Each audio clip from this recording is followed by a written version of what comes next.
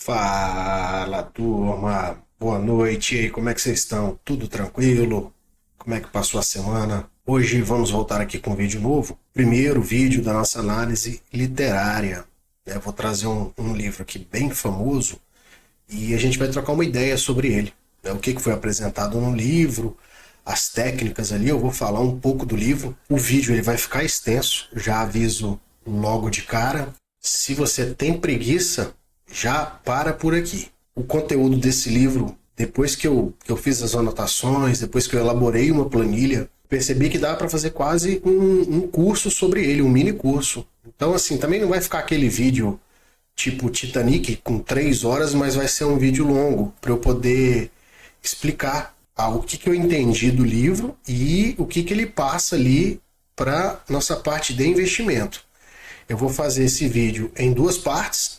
A primeira eu vou falar sobre o livro, fazer uma análise ali sobre o livro, e a segunda parte eu vou apresentar uma planilha que eu criei e vou explicar como que eu montei e como que vocês vão utilizar. Mas eu te garanto desde já que vale a pena você ficar até o final desse vídeo. Os vídeos que eu já vi sobre ele não falava da forma que eu explico, eu até me surpreendi depois de ler, porque eles passam uma mensagem totalmente superficial. Chega de mistério então, vamos aí pro nosso vídeo.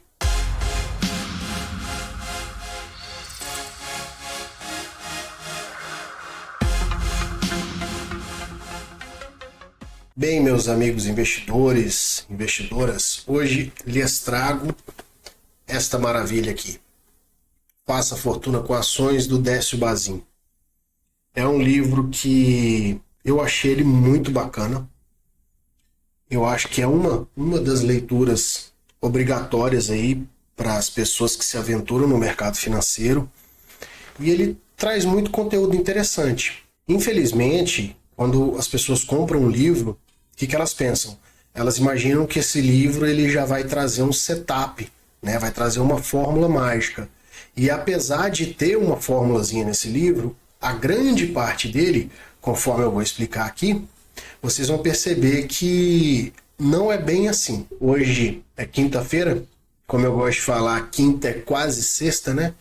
Como eu sou filho de Deus e tá muito calor aqui hoje, eu peguei um caldo de cana aqui para poder molhar as palavras, né? Tô quase um Jô Soares aqui com uma canequinha de água. Alguns momentos do vídeo eu vou ter que molhar, né? Porque senão...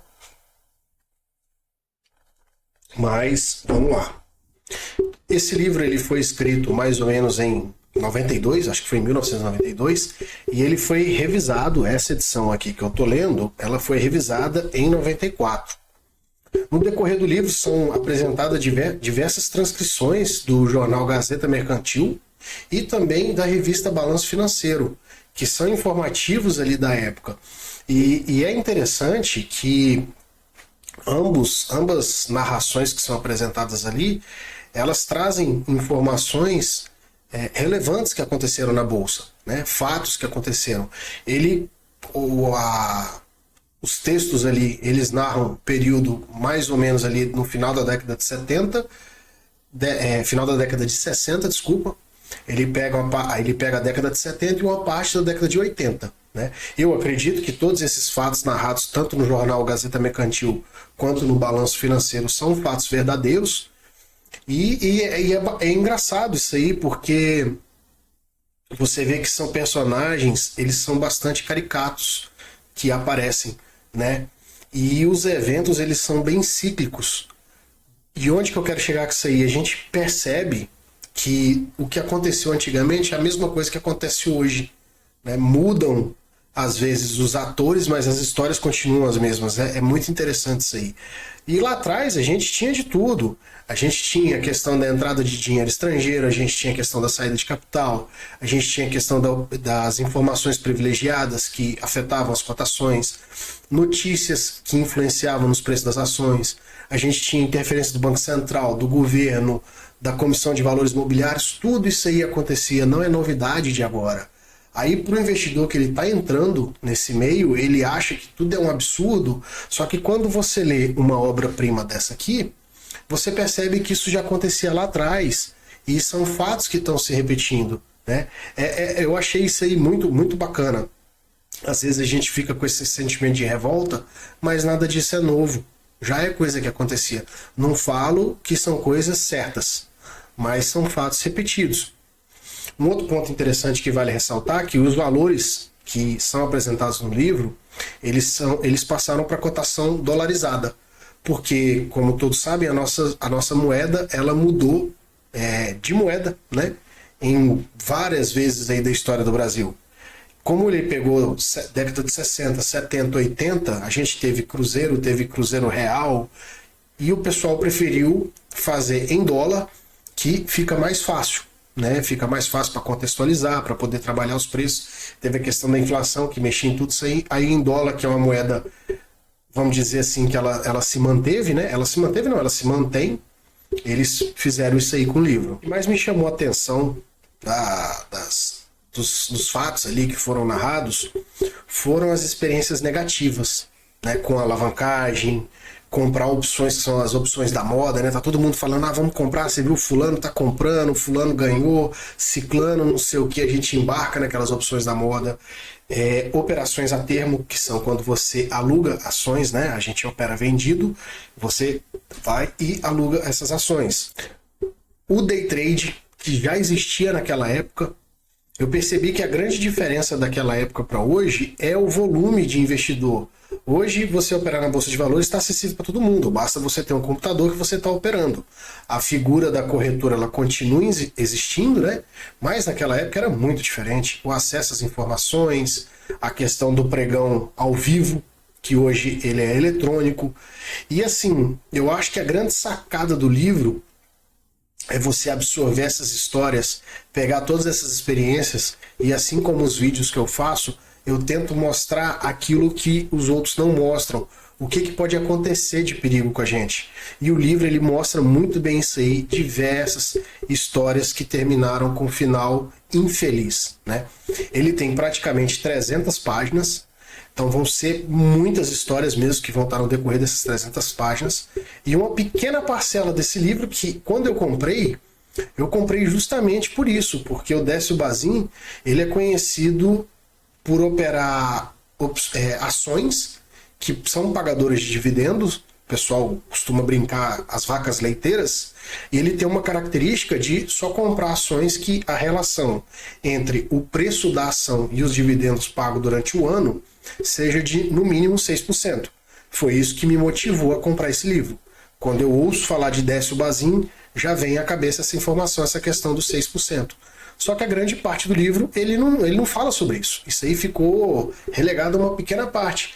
Mas não conto como ponto negativo, porque o ponto positivo do livro foram as grandes lições apresentadas. Por isso que eu considero um livro obrigatório para quem deseja entrar no mundo dos investimentos. Então, assim, sobre as histórias apresentadas, eu não vou fazer spoiler, né? Porque senão estraga o prazer de quem vai ler. Mas ele conta muitos casos, ele conta casos ali de corrupções famosos. Tem um nome, ele fala ali do famoso Nagy Narras. Talvez se esse vídeo for assistido por alguém com a idade aí acima de 45 anos, vai ter na memória aí esse caso, né? Ele conta, teve uma parte ali que foi bem interessante sobre as pessoas que estavam operando a termo, elas estavam operando vendidas em Petrobras, e parece que o governo anunciou um posto de petróleo, as ações foram lá em cima. Então, assim, é nesse sentido, e eu acho bacana você tirar tudo com experiência para você, para evitar que você cometa esses mesmos erros. Porque várias pessoas quebraram no passado, para que você vai arriscar? Em suma, a ganância, ela leva a pessoa à ruína, porque você se arrisca uma vez, arrisca duas, arrisca três, toma confiança, aumenta a mão.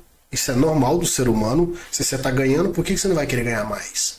Aí vem a porrada do mercado financeiro, a incerteza, a instabilidade, e a gente não sabe quando vai acontecer. E o livro ele passa isso muito bem. Em relação ao setup do Décio Bazin, eu precisei ler diversas vezes para poder entender o que ele estava explicando. Eu não sei se eu consegui entender exatamente da forma como ele explicou, porque qual que é o problema? A gente tem o problema da moeda, Então, o livro, as experiências que ele passa, foi escrito, na época era uma moeda e eles dolarizaram o livro, certo? Aí, a forma como o mercado ele era daquela época, ela influencia muito, porque você não tinha acesso à cotação diária, como nós temos hoje em computador, diversas informações a respeito das empresas. Muitas vezes os investidores eles tinham acesso a informações ali impressas, que elas tinham um delay muito grande com a cotação atual, e tudo isso aí influencia. Né? Tem uma parte do livro aqui, eu vou chegar em mais detalhes nela, que ficou um conceito muito estranho e eu vou falar assim exatamente da forma que o livro fala, mas aí nós já vamos chegar lá, então vamos explicar agora, né? Vamos sair essa foi a parte, ainda tá dentro da parte 1, tá dentro da parte da análise, mas vamos explicar agora o setup, né? O Décio Bazin, ele parte do princípio que as empresas selecionadas, elas são boas pagadoras de dividendos, elas já carregam um histórico de dividendos regulares. E essas empresas, geralmente, elas têm uma característica de não terem flutuações muito grandes de cotação. Só que eu volto lá no início do vídeo, quando eu falei que esse livro ele foi escrito em 92 e revisado em 94.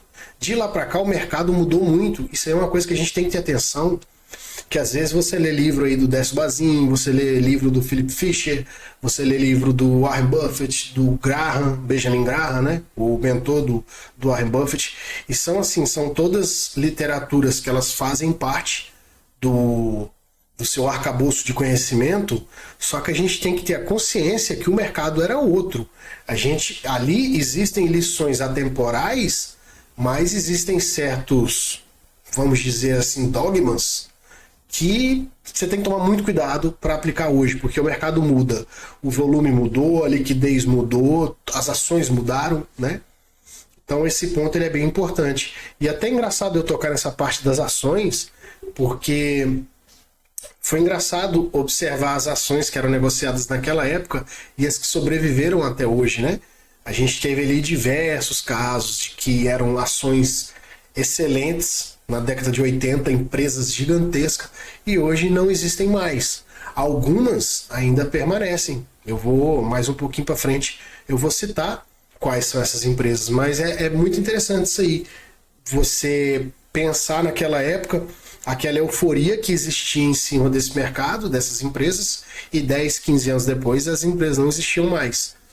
Isso aí a gente ressalta que pode acontecer hoje. Você confia muito numa empresa e daqui a pouco ela pode, por evolução do mercado, de tecnologia, de mercado consumidor, ela pode parar de dar lucro. Isso aí faz parte, eu acho que, do ciclo comercial, né?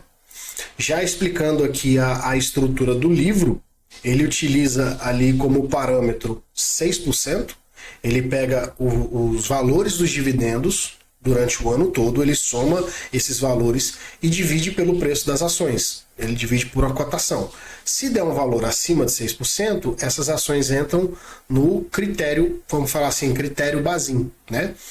E assim, de onde que ele tirou esse valor de 6%? Na época, foi convencionado mundialmente que para um investimento ele ser considerado como remunerativo, ele tinha que ter no mínimo essa rentabilidade. Caso não tivesse, o investidor deveria partir para a renda fixa.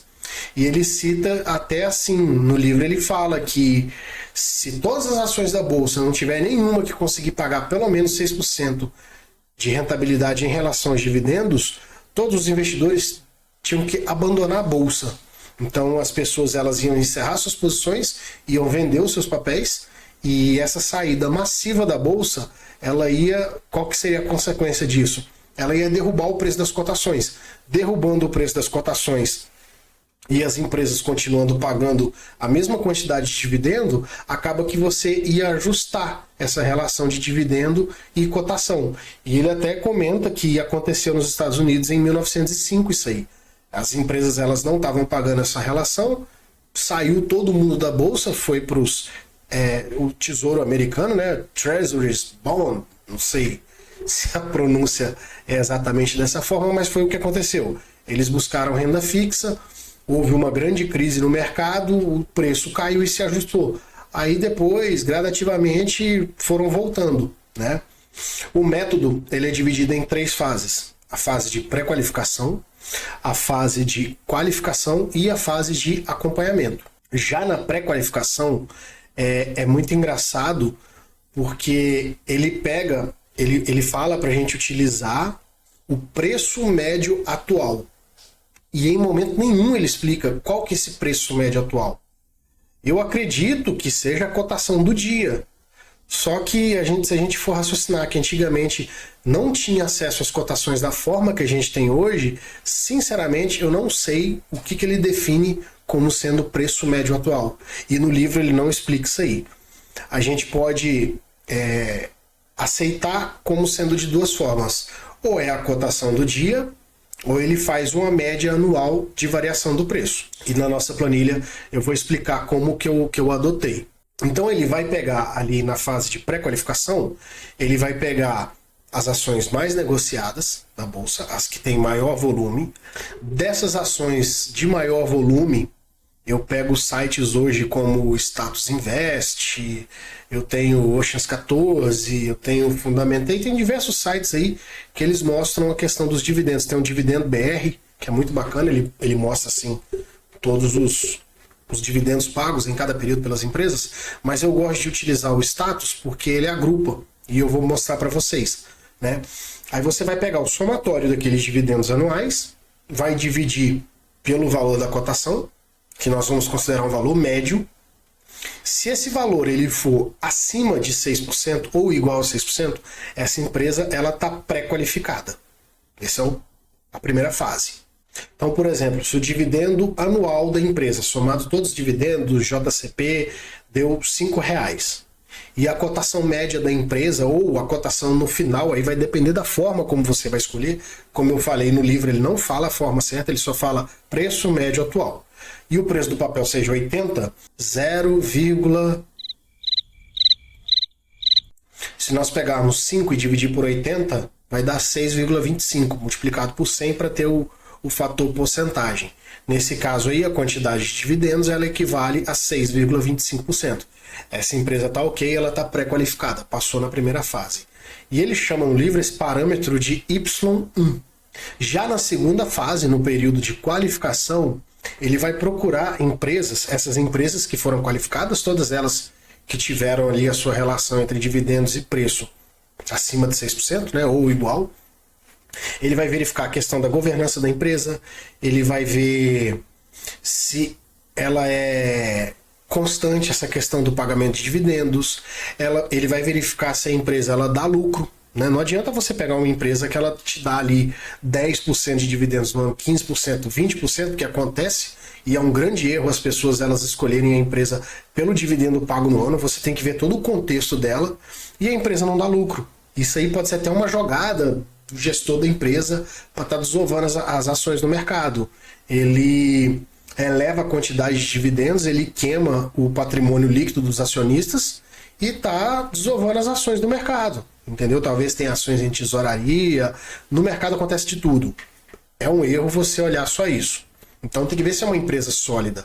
Partindo desse princípio, vai ter que ser feita uma análise fundamentalista da empresa. Tem alguns vídeos aqui no canal que eu falei sobre maneiras de você verificar superficialmente isso aí, mas eu acho que é um trabalho para você fazer um pouco mais aprofundado, um pouco mais de calma. Dentro ainda da fase de qualificação, o que ele faz? Ele vai pegar essas empresas que foram pré-qualificadas, né, passou por esses critérios aí de análise fundamentalista, de governança corporativa, e ele vai olhar os anos anteriores se essa relação ela se mantinha de 6%. Vai pegar as cotações da época e vai comparar com os dividendos que foram pagos. No livro ele fala de pegar 3 períodos. Algumas vezes fica confuso entre períodos semestrais ou anuais. Eu acho interessante a gente utilizar o período anual, porque você não passa por aquele ruído a curto prazo. E às vezes a empresa ela é cíclica, em determinado período ela vai ter um resultado ruim e no próximo período ela compensa.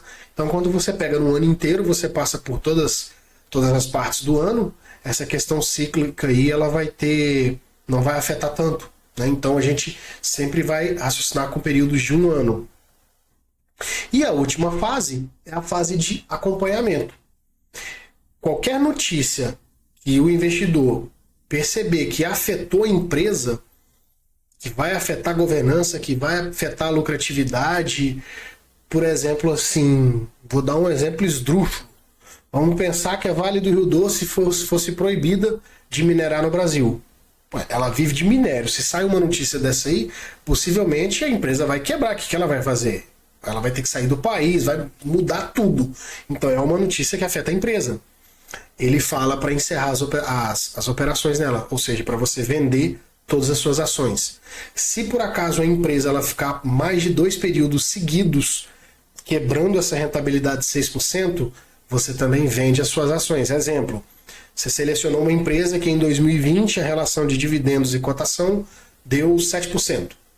Aí você foi olhar a regularidade dela, em 2019 deu 8%, em 2018 deu 6,5%. Então ela se manteve ali por 3 anos, por 3 períodos seguidos, acima de 6%. E em 2021 ela caiu para 4%. Em 2022 ela caiu para 3% ao ano. Ela ficou 2 períodos inferiores a 6%. Nesse momento você vende as ações. Eu não vou entrar no mérito de vender as ações, isso aí eu acho que é particularidade de cada investidor, é uma análise que você deve decidir se você vende ou não. Mas uma coisa que eu aprendi estudando aqui, que quando a gente se desfaz de ações ruins, nós nunca vamos ter as boas. Porque em algum momento da empresa ela vai passar por fases ruins. Aí talvez você deixou de ficar com uma empresa ali que era excelente, ela passou por um período ruim, e daqui 10 anos ela explode para cima. Você vai ter que pesar isso aí. O que você quer. E a gente já entra lá naquele vídeo nosso de aplicar o dinheiro que você não precisa, tal, aquela história toda, né? Não vamos entrar nessa parte. Finalizando aqui a parte de explicar a estrutura das operações, no livro ele compra as ações em abril e outubro. Por que disso aí? Porque ele considera que até abril do ano foi pago todos os dividendos referente ao ano anterior. Então vamos raciocinar por trimestre, que são quando as empresas elas soltam os resultados, né? Então nós temos ali o primeiro trimestre, janeiro, fevereiro, março. Esse é o primeiro trimestre. A empresa ela solta esses resultados aí abril e maio e ela começa a pagar os resultados referente a esse período ali, talvez maio, junho, julho. Beleza. Então foi os dividendos do primeiro trimestre. Aí nós vamos ter o segundo trimestre. Abril, maio, junho.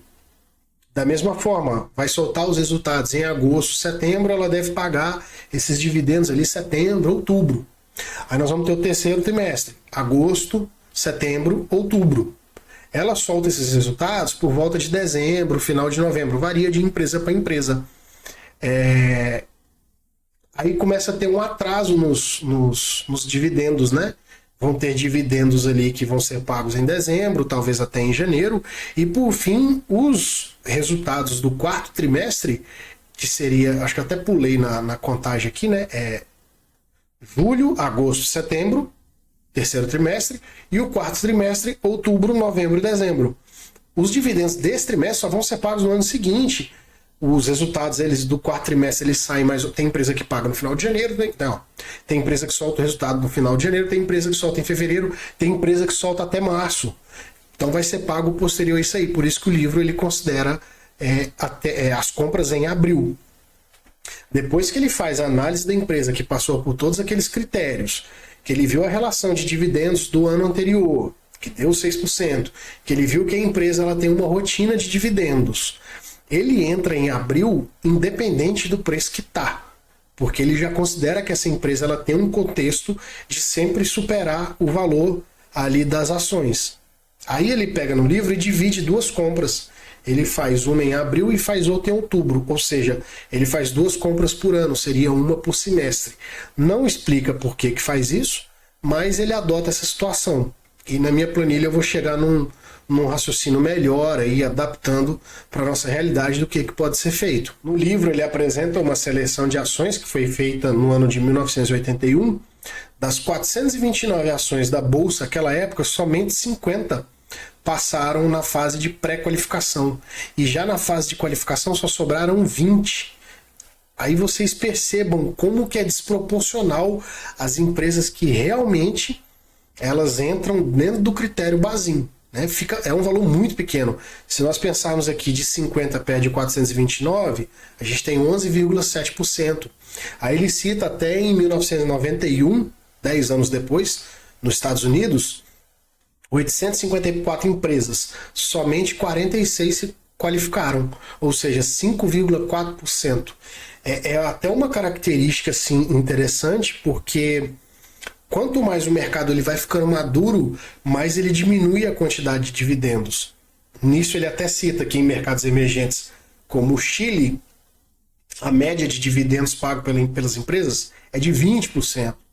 Já no Japão, que é um mercado extremamente maduro, essa média de dividendos é de 2%. Aí a gente vê aí a diferença. O nosso mercado brasileiro hoje, ele está aí de um mercado emergente querendo ganhar maturidade. A gente já tem muitas blue chips bastante maduras.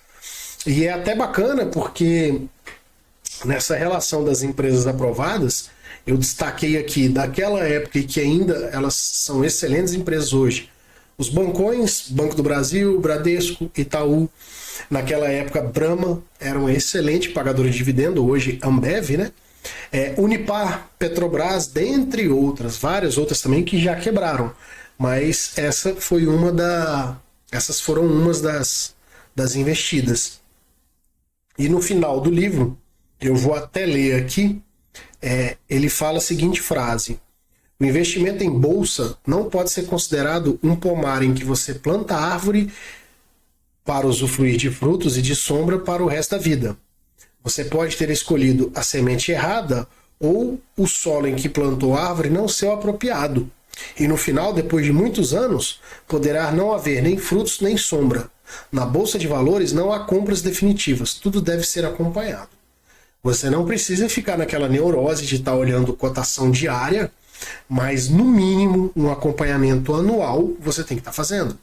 Né? Vai ter, como é um critério do jeito ali que ele faz as operações, a forma como ele criou esse sistema de 6%, é você verificar se o papel ele deixou de pagar por 2 anos seguidos, então no mínimo, depois de um ano, você tem que avaliar como é que foi a relação de dividendos aí.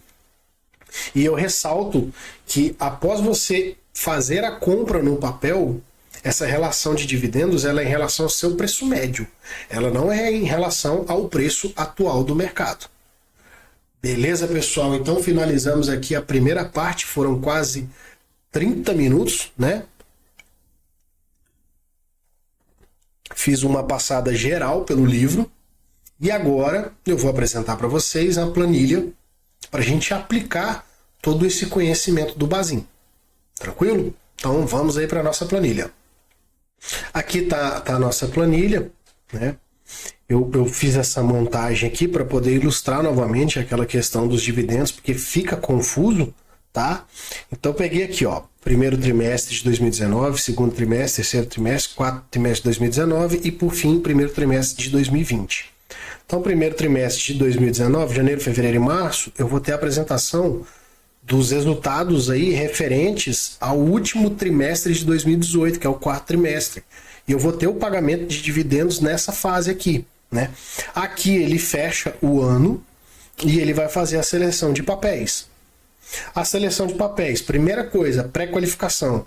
A relação entre dividendos e o preço do ano anterior é maior ou igual a 6%? Se for, ok. A gente marca aqui. A empresa possui boa liquidez, ela tem um grande volume de negócios? Sim. Governança corporativa da empresa é boa?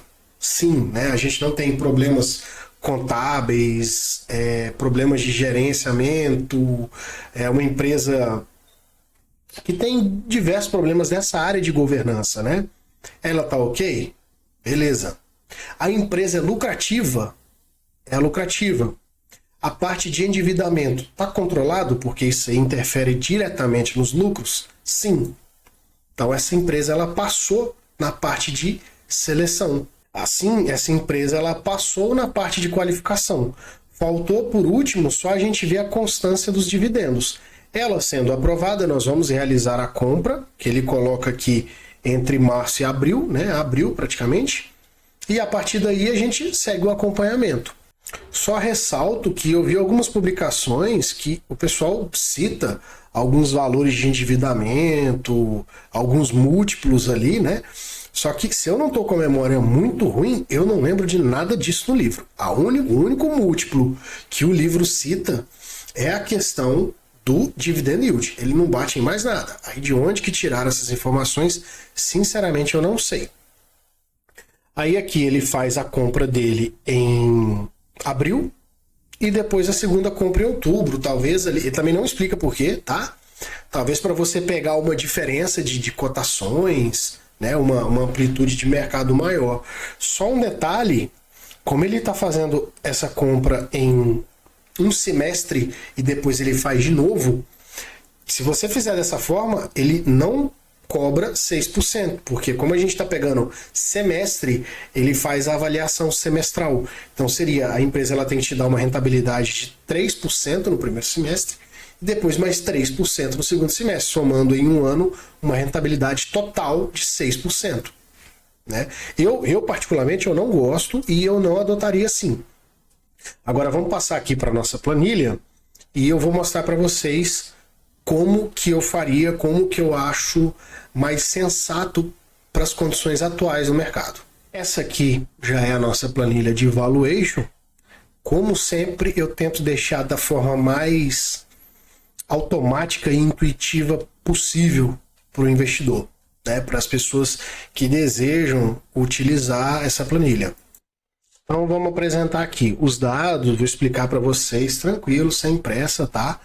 Deu trabalho demais para eu conseguir fazer essa planilha por causa das datas, para tentar deixar automático, vocês vão entender por quê. Lembrem-se que o primeiro critério na pré-qualificação ela vê do ano anterior. Como nós estamos em 2022, eu peguei e usei como referência da pré-qualificação o ano de 2021. Só que eu já botei todos os 2 anos junto. Então, para você não perder tempo fazendo pré-qualificação, a empresa está aprovada, depois eu vou ter que fazer a qualificação para ver os anos anteriores, a gente já coloca os resultados tudo de uma vez, tá? Aquele ponto do preço médio atual, que fica bem estranho no livro. Eu não sou matemático, tá? Não sou da área, talvez eu fale alguma bobeira aqui em relação a conceito, mas eu vou tentar explicar da forma que eu entendi. A questão de valores médios, a gente praticamente tem 3 funções. A gente tem a mediana, a gente tem a média e a gente tem a moda, chama moda. Né? A mediana, ela vai pegar numa janela de preços ali, num espaço de preços de cotações, seja anual, de 6 meses, ela vai pegar o valor do meio, né? O preço médio, ele vai somar todos os valores e vai dividir pela quantidade. Então, se eu tive ali valores indo de R$1 a R$10, eu vou somar 1, mais 2, mais 3, mais 4, mais 5, mais 6. Foram 10 valores, eu divido por 10. Ele vai te dar o preço médio. E eu tenho a moda, que eu achei mais sensato pra gente. Tem vez no vídeo que eu falo pra gente, isso é muito rápido, tá, né? Porque eu não sei falar, não. Acaba saindo pá, mas eu quero dizer pra, tá? Eu tenho observado isso em alguns vídeos, eu acho interessante tocar nesse ponto. Então, assim, a moda, o que ela faz? Ela pega aqueles valores de preço que mais ocorreram num determinado espaço de tempo. Exemplo, em 10 dias eu tive o preço de R$20 no primeiro dia, 21 no segundo, 21 no terceiro, 21 no quarto, 21 no quinto dia. Aí no 6º dia foi para 24, no 7º dia foi para 28 e depois foram preços diferentes. Então qual foi a moda desse intervalo de tempo? Foi 21. Foi o que mais se repetiu. E por que eu achei mais interessante usar a moda? Porque se nós pensarmos numa janela de tempo de 365 dias, onde que tem mais chance de você realizar a compra? Não são naqueles valores que se repetiram a maioria das vezes durante o ano? Por isso que eu coloquei esse valor da moda. Mas já adianto que entre ele e o preço médio, eu tirando média, não mediana, eu tirando média, a diferença é muito pequena. Mas mesmo assim, eu preferi usar a moda. Tá? Eu até coloquei aqui a definição, né? Conforme aí o senhor Google, a função moda devolve o valor que ocorre ou que se repete com mais frequência numa matriz ou intervalo de dados.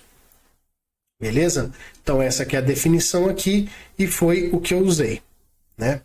No Google Planilhas ele tem a formulazinha, é só colocar aqui modo, ele já faz essa relação, tá joia? Então eu tenho aqui os valores, né, que eu fiz o cálculo da moda em cima deles, conforme um ano.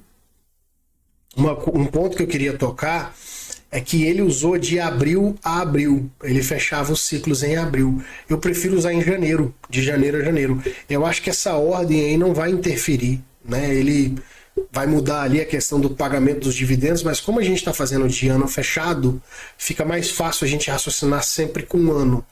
E eu sei que, e ainda mais porque no final do ano, a gente sai do intervalo. A gente tem um período de recesso ali que a bolsa fica fechada.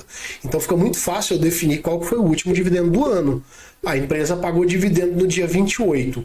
A gente entrou no dia 31, não tem mais dividendo naquele ano. Diferente, por exemplo, de eu fazer essa consideração de abril. Né? Quando que foi o último dividendo da empresa? Foi em fevereiro? Foi em março? E se em abril ela pagar dividendo relativo ao ano anterior? Aí eu não gostei disso, entendeu? Então eu preferi fazer ano fechado. Eu acredito que não vai interferir em nada no resultado, né?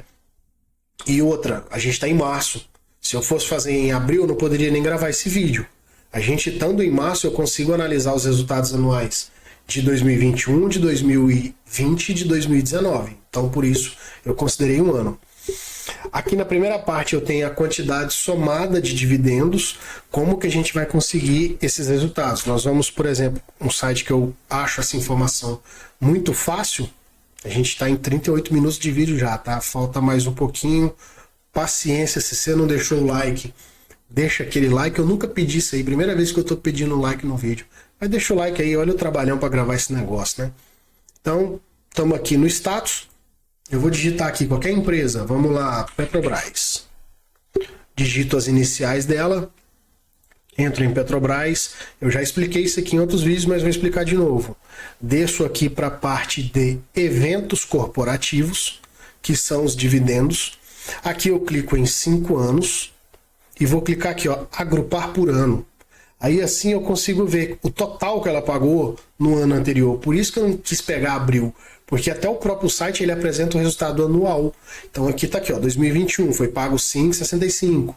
2020 foi pago nada praticamente. 2019 0,94. Aqui já de cara a gente vê que não é uma empresa constante. Até tem uma justificativa que eu acho que vocês têm que tomar bastante cuidado com isso aí, é em relação a anular empresas baseado só no resultado de 2020. Como teve o Covid, isso pode influenciar. Se por acaso vocês observarem que a empresa está pagando aqui 2018 está ótimo, 2019 está ótimo, 2021 está ótimo, e só 2020 ela não pagou bem, leve em consideração que a gente teve uma crise.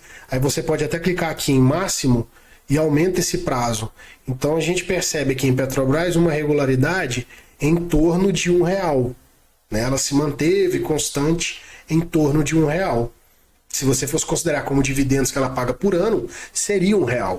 Já em 2021 veio o Covid e em 2020 veio o Covid e em 2021 a gente teve essa explosão de dividendos. Mas fica nítido que isso aqui não é regular. Foi um evento de 2021. 2022 ela já pagou melhor que todos os outros anos. Talvez em 2023 a gente consiga aplicar o critério Bazin nela. Né? Ou 2024, que aí nós vamos ter 2023, 2022 e 2021. Beleza? Então aqui foi para mostrar para vocês onde que a gente consegue as informações dos dividendos. Então eu vou pegar aqui, vamos utilizar a Petrobras já para a gente partir para a prática.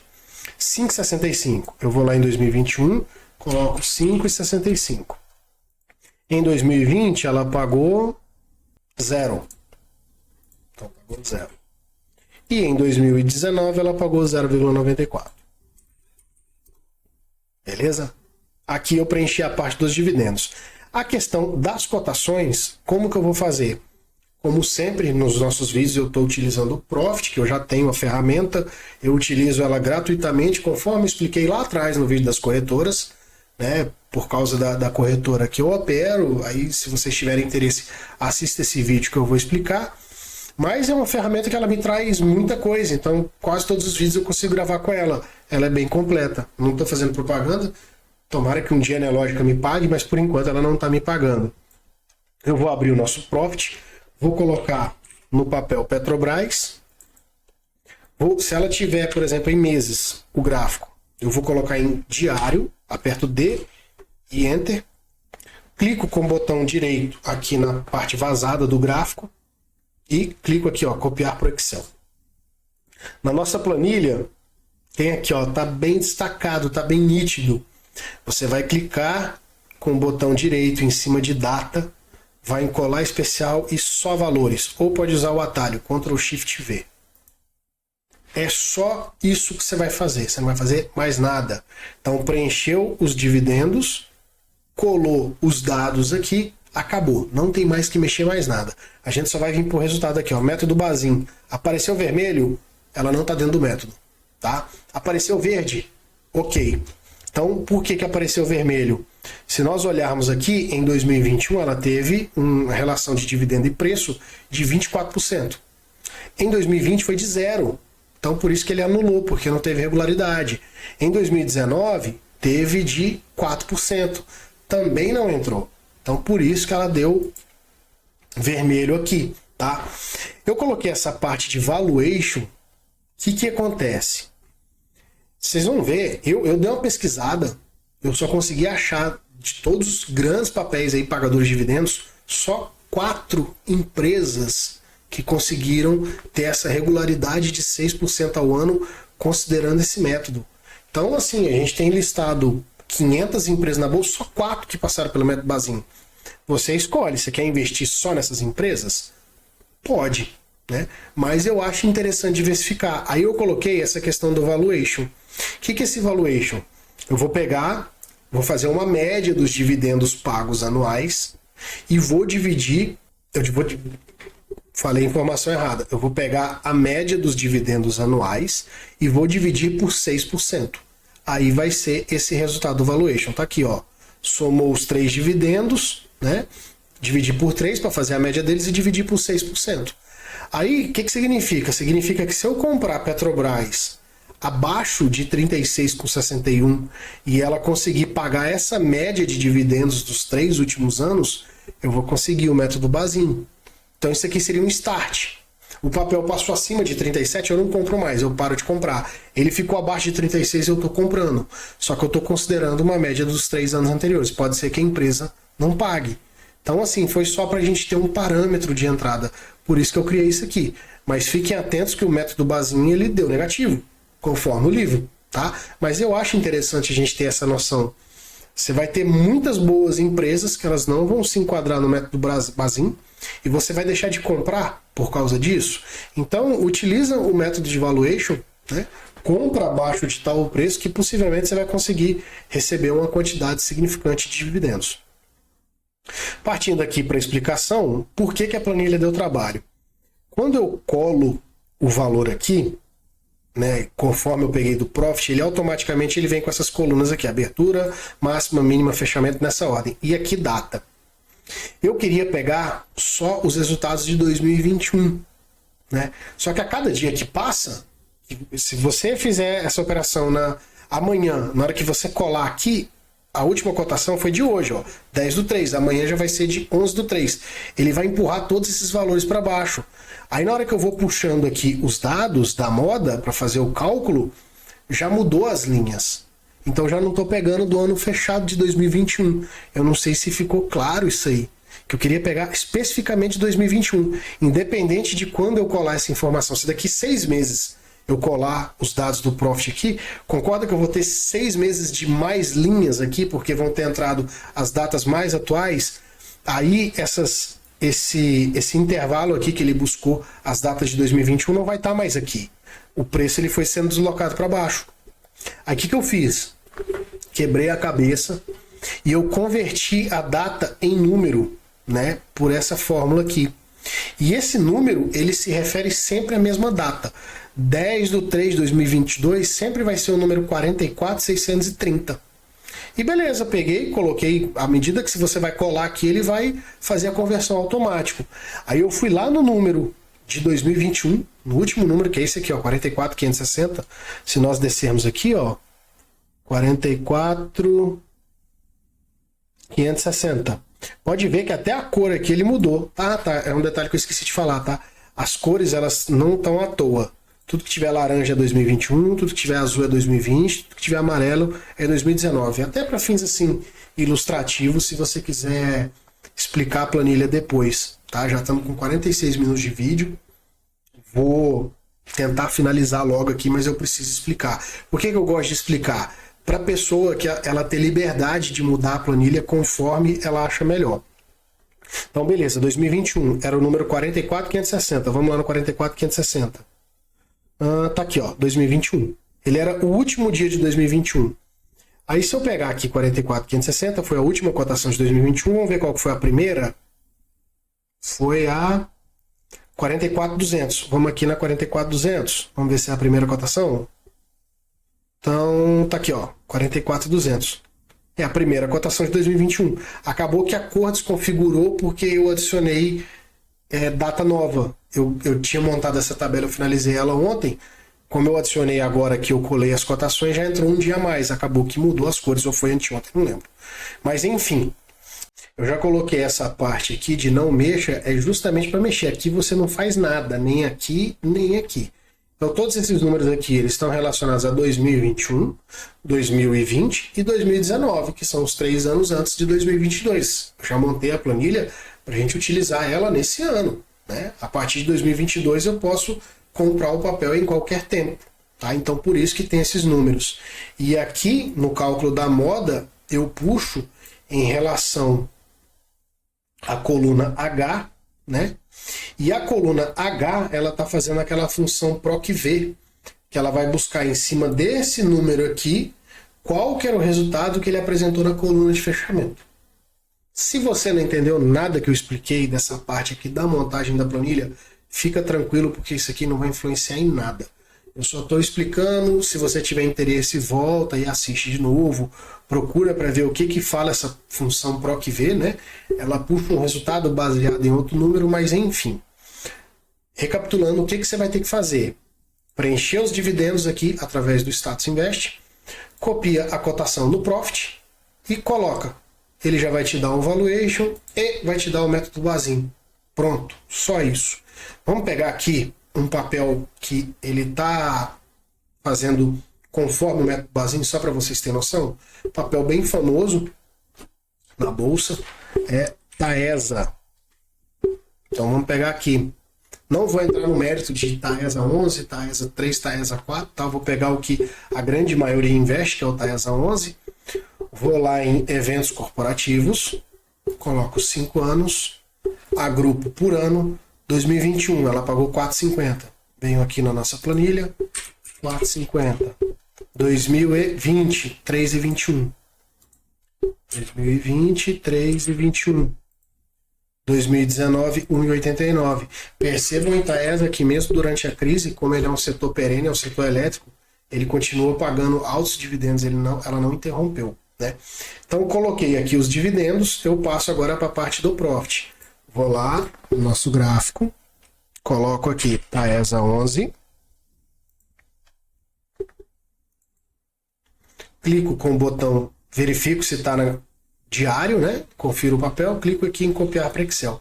Se você tiver uma outra forma de pegar as cotações e por acaso essa fórmula ela apresenta que data e fechamento ou muda a ordem, você vai ter que ajustar isso na fórmula se você quiser usar as fórmulas, tá? Então, confirmando aqui, copiei para o Excel, vou na nossa planilha, botão direito em cima de data e somente valores. Agora sim, ela colou. Então o que apareceu aqui? Taesa é um papel que está ok. Ela passou pela pré-qualificação, ela passou pela qualificação. Nós vamos comprar em qualquer momento e vamos acompanhar durante 2 anos. Parou de pagar essa relação de 6%, você sai fora. Só um detalhe, tá? Se nós pegarmos aqui os 3 anos anteriores, olha a média de dividend yield de Taesa. Em 2019 foi 8,56%. Em 2020 foi 13%. Em 2021 foi 12%. No pico do Covid ela pagou 13%. Isso aqui não é indicação de compra, mas é uma vaca leiteira dos dividendos, sem dúvida, né? Em relação ao valuation, eu peguei aqui a média dos dividendos pagos nesses 3 anos, dividi por 3, né? Fiz a média, somei os 3, dividi por 3 e dividi por 6%. Então ela me deu um valuation aqui de R$53. Qualquer valor que você comprar a Taesa abaixo de R$53, considerando essa média de dividendos dos anos anteriores, você vai continuar tendo essa rentabilidade de no mínimo 6% do método Bazin. Beleza, pessoal? Aqui você decide o que você quer usar, se você quer usar os dois em conjunto ou você só quer usar o valuation. Eu acho interessante o valuation porque aí você consegue utilizar ele o ano todo. Você não precisa fazer compra em abril ou dezembro ou janeiro, qualquer um que seja, igual o Bazin explica. Isso aqui é uma adaptação que eu fiz e eu acho que é mais condizente com o momento que a gente vive, porque durante o ano você vai ter preços mais altos e preços mais baixos. Se você conseguir comprar a Taesa 35 e depois ela tiver 45, com certeza a sua relação de dividendos, que a gente acompanha pelo preço médio, ela vai estar melhor em 35. Sendo assim, você permanece no papel. Quem comprou 45, talvez não.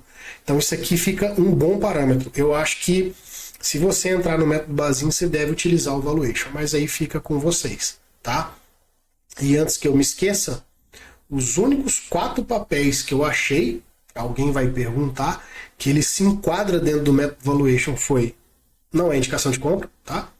Porto Seguro, Taesa, TRPL, Transmissão Paulista, né? E Vivo, Telefônica. Então só essas 4 de todas as empresas nossas. Aí você decide. Você acha que Vivo é uma empresa ruim? Não sei. Você vai ter que avaliar isso aí. Que ela paga dividendo bem, ela paga muito bem. A Banco do Brasil, Bradesco não entrou, Petrobras não entrou, Gerdau não entrou, Siderúrgica Nacional não entrou, Vale do Rio Doce não entrou. Pô, mas Vale pagou um monte de dividendo agora. Tá, mas foi em 2021, ela não foi constante. Aí você tem que avaliar. Então, se a empresa ela não se encaixou no método Bazin, o mais sensato que eu acho que você deve fazer é fazer uma média dos dividendos dos últimos períodos e utilizar esse valuation como preço de entrada, para você não entrar nem muito caro nem muito barato. Abaixo daquele valor do valuation você entra e aguarda para ver o que vai acontecer, tá? Então nós tivemos aí uma empresa de seguro, 2 empresas de energia e uma empresa de telefonia, somente esses setores, né, de comunicação. O resto nenhuma entrou, Itaú não entrou, Bradesco não entrou, Banco do Brasil entrou, conforme o método Bazin. Só para a gente finalizar então, o que eu mudei aqui em relação ao que foi passado no livro? A única coisa que eu mudei é que o livro ele não fala em relação ao preço atual, então eu calculei moda, que foi o mais justo, né? Eu pego ali durante o ano onde que o preço ele ficou mais, que é a probabilidade maior do investidor comprar naquele preço. E, deixa eu ver aqui, eu não fiz compra em abril e em outubro, né? Eu me baseei por um valuation e abaixo daquele valuation, que foi considerado os dividendos anteriores, a média, né, dos dividendos anteriores, eu entrei em qualquer época do ano. O resto tudo tá igual ao do livro. Espero que vocês aproveitem essa planilha aqui, né? Eu acho que ela é bastante útil. Hoje, eu particularmente, eu não estou investindo muito assim, né? Eu estou naquela tese de acúmulo de patrimônio, mas sem dúvida nenhuma, todas as empresas que eu tento acumular o patrimônio, elas são pagadoras de dividendos, tá? Mas não faz parte desse vídeo. A ideia era só explicar o método Bazin. Estamos chegando aqui em 55 minutos, eu acho que é o maior vídeo do canal, né? Falei bastante, tô rouco. Tem que até acabou aqui o caldo de cana. Espero que vocês gostem e aproveitem o vídeo, tá? Se vocês não estão inscritos ainda, pô, se inscreve. Eu tento sempre tá divulgando conteúdo novo, coisas diferentes. Tô sempre montando uma planilha, eu acho as planilhas bem didáticas, né? E vai estar aqui disponível para vocês. Beleza, pessoal? Muito obrigado para quem teve paciência de ficar até o final. Eu me planejei a semana toda para fazer esse vídeo, que eu sabia que ele ia ser longo. Não sei se eu consegui passar tudo da forma como eu havia pensado, mas tentei passar da melhor forma possível. E até o próximo vídeo. Um abraço. Valeu!